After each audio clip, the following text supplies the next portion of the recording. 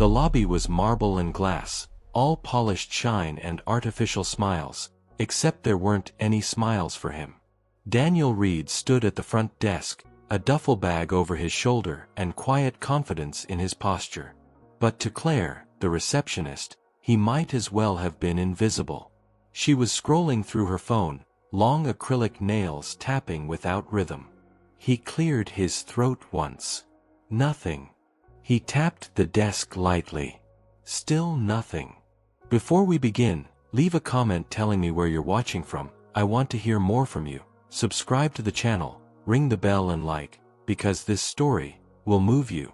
Now take a deep breath, because what comes next may break your heart. "Excuse me," Daniel said, his voice calm but unmistakably firm. Claire finally looked up, more annoyed than attentive. "Can I help you?" she asked, like he'd just interrupted something sacred. "I have a reservation." Daniel Reed. She sighed dramatically, rolled her eyes, and began typing with the enthusiasm of a sedated cat. Nope. Nothing under that name." "I have a confirmation email," Daniel replied, showing her the screen. She glanced at it like it was a pop-up ad. "Well, the system doesn't lie." Daniel raised an eyebrow. "Neither does my email." She gave him a smile that wasn't a smile. "Maybe you're at the wrong hotel. Happens all the time." He stared at her for a long second. The silence stretched. Then, slowly, deliberately, he pulled out his other phone, the one with full admin access. A few taps. A pause. A sigh. "Reservation. Found. Confirmed." Then manually deleted. "By user, Claire Miller. Front desk." He looked up at her. "Tell me something, Claire. What exactly happens when you delete a reservation?" She blinked. It disappears from the system." "And who has permission to do that?" She shrugged. "Just front desk staff." He turned the screen around. Her name glowed on the screen like a spotlight. Her face paled. I didn't," she stammered. "Don't even try," Daniel said, his voice low and cold now. "You saw me and made a decision. You thought I didn't belong here." Claire's mouth opened. No words came out. Daniel smiled. "Oh, this is going to be fun." The hallway to room 108 was dim and narrow. Not quite run down, but certainly not where premium guests were usually placed. The hum of vending machines and the distant rumble of industrial washers filled the air. The smell of bleach clung to the walls. Daniel had seen worse. But in his hotel? This was a message. As he approached his room, a soft, accented voice stopped him. "Excuse me, sir. Do you need help with your bag?" He turned. A woman stood at the end of the hallway, holding a cleaning cart. Her uniform was neat but faded, her dark curls tucked into a tight bun. There was a kindness in her eyes, real, unforced. "No, thank you," he said politely. She smiled and nodded. "Okay. If you need anything, I'll be on this floor for the next hour." He noticed the name tag, Ashley. "Appreciate it, Ashley." She hesitated, then added softly, "Welcome to the Grand Magnolia." Simple words. But the first that actually felt human since he arrived. Later, Daniel saw her again. His room door slightly ajar, he caught a glimpse of her preparing another room across the hall. She moved with precision and care, tucking corners, fluffing pillows, even straightening a crooked picture on the wall. She hummed quietly to herself, something soft in Spanish. Every movement was thoughtful, deliberate. Like she believed the person staying in that room deserved respect, even if she never met them. Daniel stood quietly, watching. She noticed him. Their eyes met for a moment. She smiled again, not out of obligation, but habit. And just like that, the tension in his chest eased, if only a little. She disappeared back into the room. But something stayed with him. Room 108 was colder than it looked. The thermostat barely worked, the Wi-Fi was spotty, and the TV greeted him with static. All minor things. But Daniel didn't care about the room, he cared about what it represented. He sat on the edge of the bed, pulled out the room service menu, and picked up the phone. The line rang. Claire's voice answered, clipped and tired. "Front desk." "Yes," Daniel said, calm and clear. "Can I order dinner to my room?" A pause. "You need to call the kitchen directly," she snapped. "It's extension 7. It's in the binder. I tried." No answer. She sighed audibly. "Fine. What do you want?" "Grilled salmon. No butter. Brown rice. Extra lemon on the side." Another pause. "We don't do special requests. Just pick from the set menu." He didn't argue. "Then I'll take the regular salmon." Click. "No, thank you." No confirmation. Just the line going dead. He smirked. "That's strike 2, Claire." As he hung up, he heard a knock on the partially open door. Ashley stood there, a fresh stack of towels in her arms. "Sorry, I didn't mean to interrupt," she said gently. "You're not," Daniel replied, standing. "Is everything okay?" She nodded. "Just bringing extra towels. That floor usually forgets them. I always check myself." "You double-check other people's work?" he asked, curious. She smiled sheepishly. "I like to make sure guests don't have to call down for basics. I don't like when people are treated like they're not important." Daniel's expression softened. "Do you like working here?" he asked. Ashley hesitated, then nodded. "I like helping people. But it's not always easy. Some of the staff, they don't really care." She didn't mention names. She didn't have to. She placed the towels neatly in the bathroom, checked the soap dispenser, straightened the bath mat without being asked. Every motion was thoughtful, fluid, second nature. "Have you worked here long?" he asked. 6 years. "Ever get promoted?" She laughed lightly. "Housekeeping doesn't get promotions. We just work faster." Daniel watched her as she adjusted the curtain so the room got more sunlight. A small touch, but one that made the room feel alive. He thought of Claire, her coldness. Then looked at Ashley, her warmth. Night and day. "Thank you, Ashley," he said, sincerely. She paused, slightly surprised by the tone. "You're welcome, Mr. Daniel." She smiled. "Nice to meet you, Daniel." Just then, a knock. "Room service." She stepped back as a young man placed a tray on the table. Salmon, butter-drenched, cold rice, no lemon. Ashley noticed. "That's not what you ordered, is it?" He shook his head slowly. "No. But it's what I expected." Ashley glanced toward the hallway. "You should tell the front desk." "I will," he said. "Eventually. But not yet." He had more to see, more to learn, and more people to watch. The hotel quieted after 10 p.m. The hum of business travel, family check-ins, and awkward small talk gave way to silence and the occasional ding of the elevator. Daniel sat in the lounge area near the side entrance. Not the main bar, too crowded. He preferred the corner nook with old leather chairs and a view of the parking lot.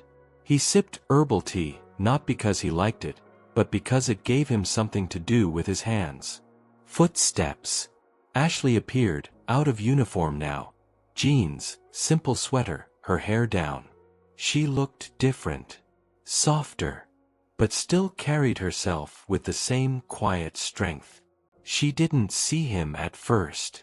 Just walked toward the staff exit with her backpack slung over one shoulder.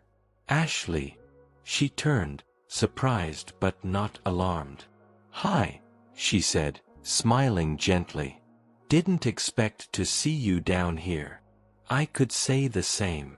He gestured to the empty chair across from him. "You off the clock?" "Just finished." She looked at the seat, hesitated for a second, then "Saturday, long day." "Yeah," he said. "Some people made it longer than it had to be." She smiled knowingly but didn't comment. He studied her for a moment. "Can I ask you something?" "Sure." "Why do you care so much about the rooms? The details?" Ashley looked down at her hands, then out the window. "I think, because someone once did that for me. When I was 10, we had to stay in a shelter for a while. My mom was scared. I was scared. But the room was clean. The bed was warm. And the woman who worked there smiled at us like we were worth something. I never forgot that." Daniel was quiet. Ashley glanced at him. "What about you? What brings you to a place like this? You don't seem like the typical guest." He tilted his head. "What kind of guest do I seem like?" She grinned. "The kind that notices too much." He chuckled. "Guilty." She stood up slowly, adjusting her bag. "Well, if you're staying another night, let me know if they forget your towels again." "I'll count on you," he said. Ashley gave him a soft look, not flirtatious, not forced, just honest. "Good night, Daniel." He watched her walk out the staff door. For a moment, the room felt warmer. The hotel quieted after 10 p.m. The hum of business travel, family check-ins, and awkward small talk gave way to silence and the occasional ding of the elevator. Daniel sat in the lounge area near the side entrance. Not the main bar, too crowded. He preferred the corner nook with old leather chairs and a view of the parking lot. He sipped herbal tea, not because he liked it, but because it gave him something to do with his hands. Footsteps. Ashley appeared, out of uniform now. Jeans, simple sweater, her hair down. She looked different. Softer. But still carried herself with the same quiet strength. She didn't see him at first. Just walked toward the staff exit with her backpack slung over one shoulder. Ashley. She turned, surprised but not alarmed. "Hi," she said, smiling gently. "Didn't expect to see you down here." I could say the same. He gestured to the empty chair across from him. "You off the clock?" "Just finished." She looked at the seat, hesitated for a second, then "Saturday, long day." "Yeah," he said. "Some people made it longer than it had to be." She smiled knowingly but didn't comment. He studied her for a moment. "Can I ask you something?" "Sure." "Why do you care so much about the rooms? The details?" Ashley looked down at her hands, then out the window. "I think, because someone once did that for me. When I was 10, we had to stay in a shelter for a while. My mom was scared. I was scared. But the room was clean. The bed was warm. And the woman who worked there smiled at us like we were worth something. I never forgot that." Daniel was quiet. Ashley glanced at him. "What about you? What brings you to a place like this? You don't seem like the typical guest." He tilted his head. "What kind of guest do I seem like?" She grinned. "The kind that notices too much." He chuckled. "Guilty." She stood up slowly, adjusting her bag. "Well, if you're staying another night, Let me know if they forget your towels again. I'll count on you, he said. Ashley gave him a soft look, not flirtatious, not forced. Just honest. Good night, Daniel. He watched her walk out the staff door. The next morning, Daniel stepped out of room 108 holding an empty coffee cup. Sleep had been light. His mind was busy. Observing. Processing. The hallway smelled faintly of pine cleaner. At the far end, Ashley was already working, early shift. She moved between carts with smooth efficiency, headphones in one ear, humming something he couldn't quite catch. He watched her pause outside an occupied room, knock twice, and ask gently, "Housekeeping. May I come in?" A soft voice from inside responded. Ashley waited until she was sure it was okay, then entered with care, keeping the door open just enough for light to spill into the hallway. Minutes later, she emerged with a bag of trash in one hand and a smile on her face. She didn't see Daniel until she turned back toward the carts. "Oh, good morning," she said. "Morning, Ashley. Did the coffee help?" she asked, glancing at the cup. He held it up. "Barely." She giggled. "The machine down here's terrible. There's a better one in the staff kitchen. I can sneak you a real cup later." He raised an eyebrow. "You'd do that?" She shrugged. "Only for guests who treat the cleaning staff like humans." Before he could answer, a voice cut through the hall. "Sir, excuse me. Claire."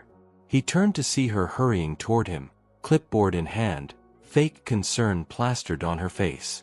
"We need you to move rooms," she said, catching her breath. "There's a maintenance issue with your floor." Daniel blinked.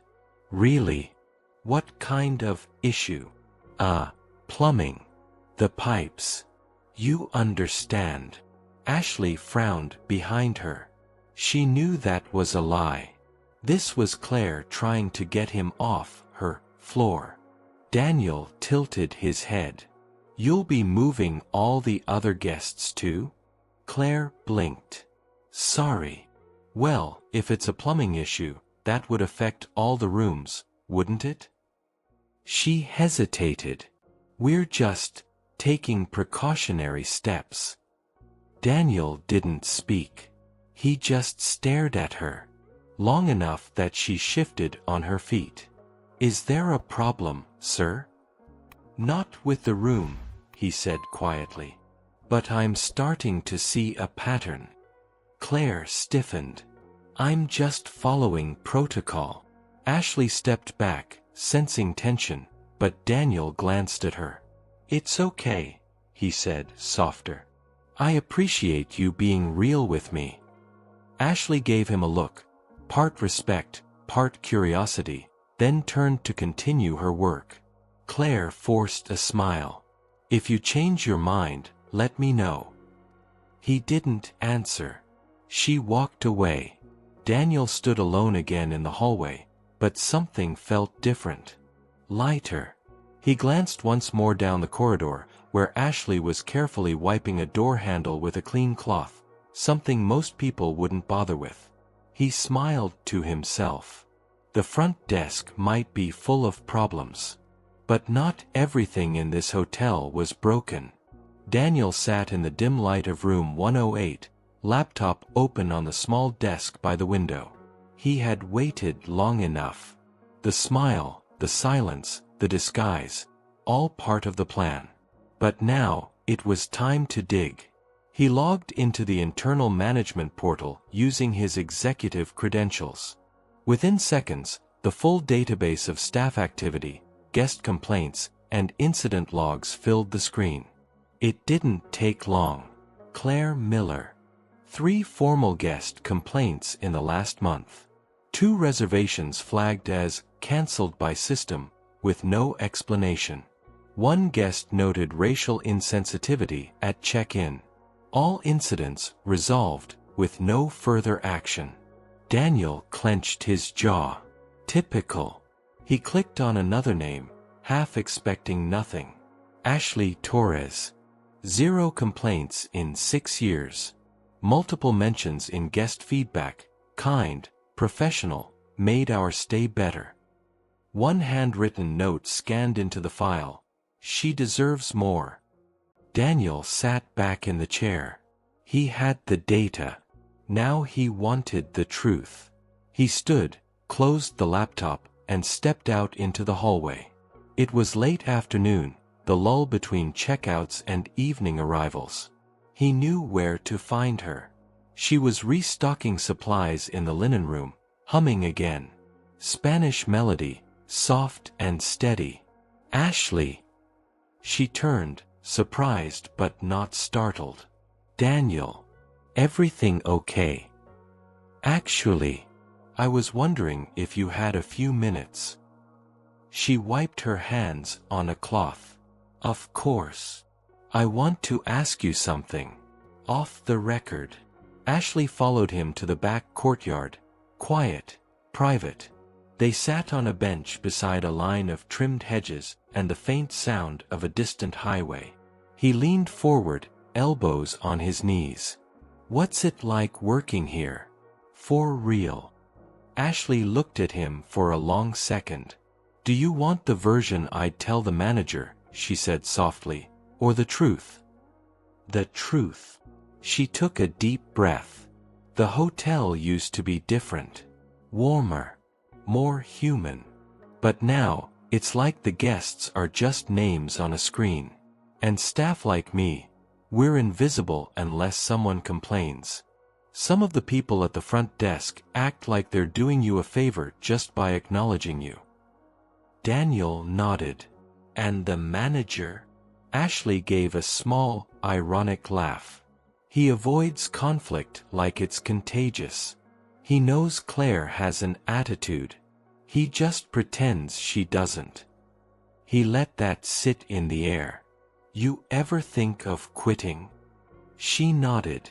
Plenty of times. But I have a son. He's 11. This job isn't perfect, but it's stable. And I do like helping people, even when they don't see me. Daniel looked at her, really looked. There it was again, that quiet grace. The strength behind the softness. You ever think of running a place like this? He asked. Ashley blinked. Me? I just clean it. But you know it better than most. And you care. She shook her head with a shy laugh. No one would ever give me that chance. Daniel didn't respond. Not yet. But a plan was already forming.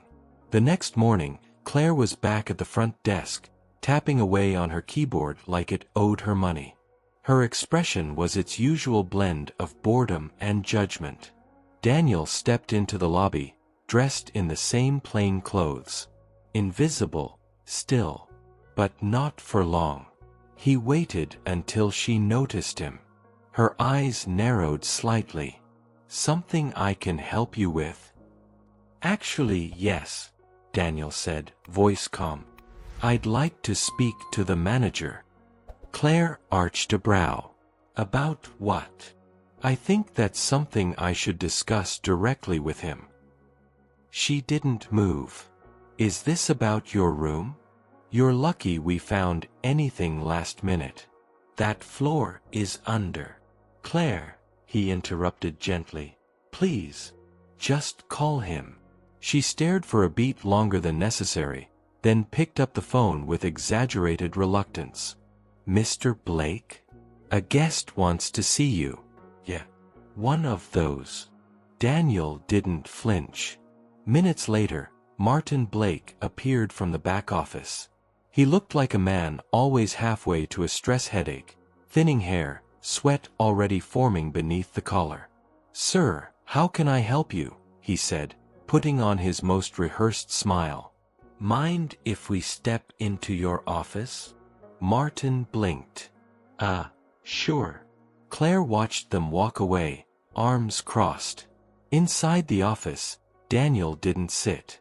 He pulled a thin folder from under his arm and placed it gently on Martin's desk. Martin hesitated. What's this? Printed summaries. Guest complaints. Staff infractions. Internal reports. All related to this location. And to Claire. The manager's smile cracked like cheap porcelain. I don't know where you got these, but... Daniel raised a hand. Don't bother lying. You've had the same access I have. The only difference is I actually looked. Martin swallowed hard. You've had guests file complaints that were marked as resolved but never investigated. You've let Claire delete reservations. Treat people like they don't belong here. You've built a culture of silence and damage control. I admit there have been mistakes, but... Martin, Daniel cut in, voice still calm but sharper now. You knew. And you did nothing. Martin's face turned red. She's hard to manage, but it's hard to find good people these days. She's... confident. Daniel smiled coldly. You mean rude, prejudiced, and dangerous to your brand. Martin's face twisted in confusion. Wait, what brand are you talking about? But Daniel didn't answer. He leaned over the desk slightly. You have one chance to fix this before it's too late. Get your staff in order. Start acting like a leader. And for your own sake, he paused, eyes hard, you'd better be very careful how you treat every guest from now on. Martin stared, speechless. Daniel turned to leave, then stopped at the door. Oh, and Claire? She's done. What do you mean, done? Martin asked, confused. I have to write her up first, go through HR. Daniel looked over his shoulder. You won't need HR where she's going. And with that, he walked out. Back in the lobby, Claire was whispering something to another employee when she saw him. She smiled smugly. Was he helpful? Daniel didn't answer. He just walked past her. But this time, she felt something shift. She didn't know what, but she felt it. Ashley was finishing her shift when she saw Daniel again, waiting near the side entrance, where the last rays of sun bled orange across the concrete. He had no luggage, no phone in his hand, just his eyes on her, calm and steady. Hey, she said, brushing a curl behind her ear. Everything okay? I was hoping to catch you before you left, Daniel replied. Ashley adjusted her bag on her shoulder. Sure. What's up? He nodded toward a bench. Can we sit for a moment? I want to tell you something. She hesitated, then nodded. They sat side by side, quiet for a few seconds as the evening settled around them. I haven't exactly been honest, he began slowly. Not because I wanted to lie, but because I needed to see things for myself. Without filters. Without people pretending. Ashley turned to him, her brow furrowed. See what? This hotel. This staff. The culture here. He took a breath. I'm not just a guest, Ashley. Her eyes narrowed slightly. Then who are you? He held her gaze, steady and unashamed. My name is Daniel Reed. I own this hotel, and a dozen others like it. I built the Magnolia chain from scratch. Ashley stared at him, frozen. He gave her a moment. I came here undercover because I got too many complaints about this location. I needed to know if it was exaggerated or real. And? She asked quietly. It's real, he said. The discrimination, the disrespect, the lack of accountability. But in the middle of all that, he looked at her and his voice softened. I found you. She blinked, startled. I watched you work. I saw how you treated people when no one was watching. How you took pride in things most people overlook. The way you smiled, even when others didn't. The way you cared. Ashley's voice was barely above a whisper. Why are you telling me this? Because I want you to know that it mattered. You mattered. He paused. And because I admire you, Ashley. Deeply. Color rose in her cheeks. I'm not saying this to make things awkward, he added. I just believe you deserve to hear the truth from someone who finally sees you. She looked away for a second, her throat tight. No one's ever said that to me. They should have, he replied. Silence settled over them again, thick but warm. Not tension, something else. Hope. You're not going to fire everyone, are you? She asked, half joking, trying to breathe. Only the ones who earned it, he said with a small smile. And I plan to start rebuilding this place. From the inside out. Ashley nodded slowly. You're really him. I am. She exhaled and smiled, small, surprised, and full of something he couldn't quite name. Okay then, Mr. Reed. What happens now? Daniel stood, offering her a hand. Now, he said, we start doing things right. The lobby buzzed with the usual afternoon rhythm. Check-ins, phones ringing, staff pretending to care. Claire stood behind the front desk, tapping aggressively at the keyboard, snapping at a trainee beside her. Daniel entered through the main doors this time. No hoodie, no shadows. He wore a dark blazer now, not flashy, but sharp. Confident. Unmistakably in control. Ashley stood to the side, holding a stack of fresh linens, watching. Claire barely looked up. Need something? She asked, her tone still coated in contempt. Daniel didn't answer her directly. Instead, he turned to the trainee beside her. Can you gather the entire staff in the lobby, please? He asked, calm but clear. The trainee blinked. Now. Yes, he said simply. Now. Within minutes, the lobby filled, housekeeping, bell staff, desk clerks, kitchen runners, even Martin, the manager, who looked like he hadn't slept since yesterday. They all stood awkwardly, whispering to each other. Ashley joined them at the edge of the group, her eyes fixed on Daniel. He stepped forward, slow and deliberate, until he stood at the center of the room. Good afternoon, he began. My name is Daniel Reed. The lobby fell dead silent. I'm the owner and founder of the Magnolia Hotel Group, and for the past few days I've been staying here, observing how this location operates. Not as your boss, as a guest. Mouths opened, eyes widened. Claire paled. I've watched how guests are treated, how staff are respected or ignored. I've read the reports. I've experienced the service. And I've spoken to people who deserve far more than they've been given. He turned slowly toward Claire. Claire Miller. She froze.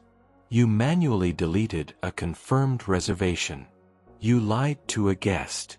You spoke with arrogance, dismissed complaints, and violated the very principles this brand was built on. Her voice cracked. I didn't know. You knew exactly what you were doing, he said, sharp now. You judged someone based on appearance. And you did it without fear of consequences. That ends today. He turned to Martin. You were warned. Privately. You had the opportunity to correct it. You chose not to. Martin swallowed hard. You're both terminated. Effective immediately. Claire's mouth dropped open. You can't. I can, Daniel said, his voice low and commanding. And I just did. The security officer, already briefed, stepped forward gently. Claire tried to protest, but no one moved.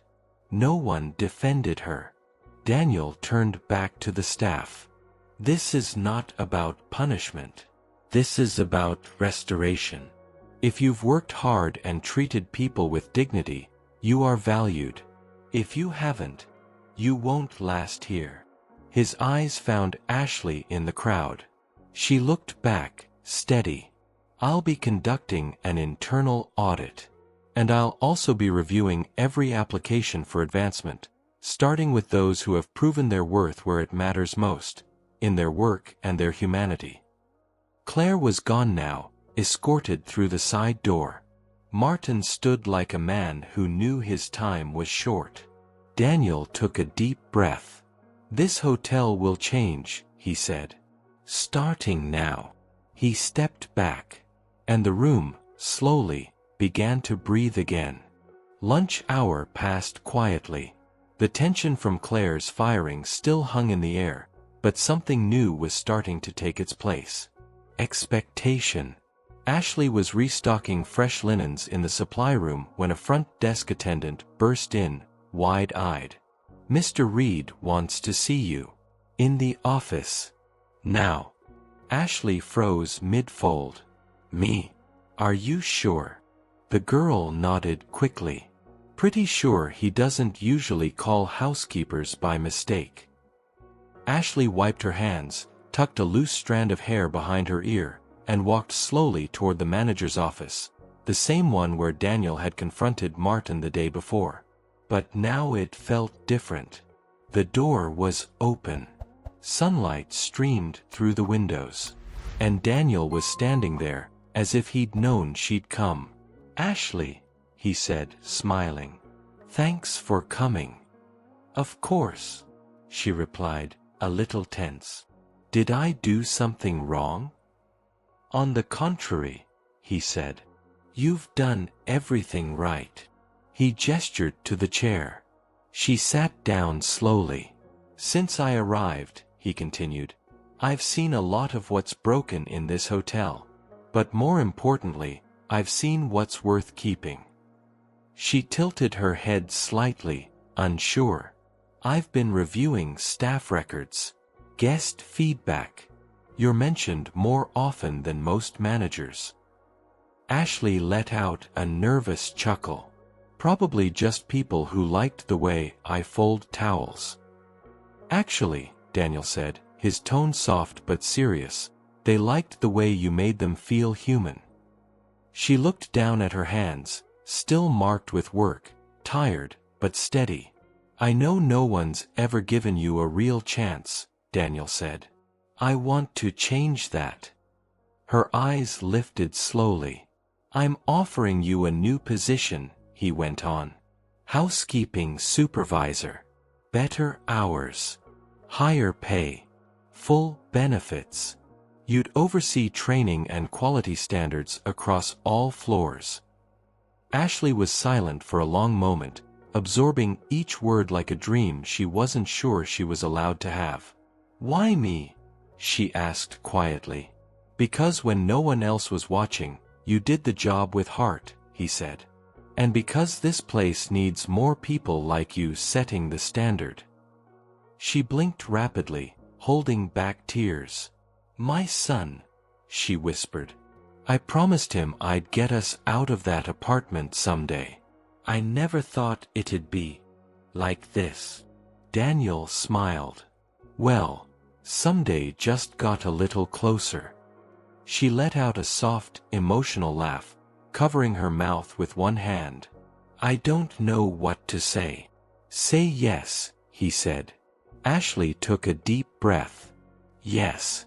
Hours later, Ashley walked into her small apartment, grocery bags in hand. Her son, Mateo, was sprawled on the couch, gaming with total focus. Hey, Mommy, he said, eyes still on the screen. I have news, she replied, setting the bags down. He paused the game. She sat next to him, pulled him gently into her arms, and said, I got promoted. Mateo's eyes lit up. For real. For real. Does that mean we can move out soon? She smiled. Maybe sooner than we thought. He hugged her tightly, the kind of hug that weighs more than any job title. The rooftop lounge was quiet that night. No crowd, no noise. Just the soft rustle of wind and the city lights stretching endlessly in every direction. Ashley stepped onto the terrace, her hair loose, a navy blue dress flowing gently with her stride. No uniform. No name tag. For the first time, she wasn't part of the background. She was the center of her own space. Daniel stood when he saw her. "You look grounded," he said. She smiled. "I feel it." For the first time in a long time. They sat at a small table near the edge. 2 glasses of sparkling water between them. No speeches. No pressure. After a few quiet sips, Daniel spoke. "I've had a long career. I've built hotels in places I never thought I'd even visit. And I've met thousands of people along the way. But very few have made the kind of impression you have." Ashley looked at him, curious and careful. "You didn't just do your job, Ashley. You elevated it. You treated strangers with dignity, even when no one was watching. You held this place together, silently, while others stood in the spotlight for doing far less." She lowered her gaze, humbled. Daniel continued, his tone steady, sincere. "I admire you. Deeply. As a worker. As a person. As someone who knows who she is, and still chooses to be kind." Ashley swallowed gently. "No one's ever said that to me." "You deserved to hear it long before I said it," he replied. She gave a small smile. "Is that why we're up here?" "In part," he said. "The other part is simple. I enjoy your company. And if at some point down the line, this becomes more than just admiration, I'd like that. But only if it's mutual. And only when you want it." Ashley's eyes didn't leave his. "I don't know what the future holds," she said. "But tonight, it feels right." Daniel nodded. "That's enough for me." They sat in silence again, not the kind that asks for more, but the kind that feels complete in itself. No promises. No pressure. Just possibility, wrapped in mutual respect. And in that still moment, beneath the open sky, the hotel that had once felt cold and broken finally felt like home, for both of them. Here at Stories That Touch, we believe that quiet strength deserves to be seen, and true dignity can change more than a life. It can rebuild a whole world. This was the story of Ashley and Daniel, of a hotel that had lost its soul, and of the people who reminded it what humanity looks like. Now tell me in the comments, where are you watching from? I'll be waiting for you in the next story. And remember, some stories begin with injustice,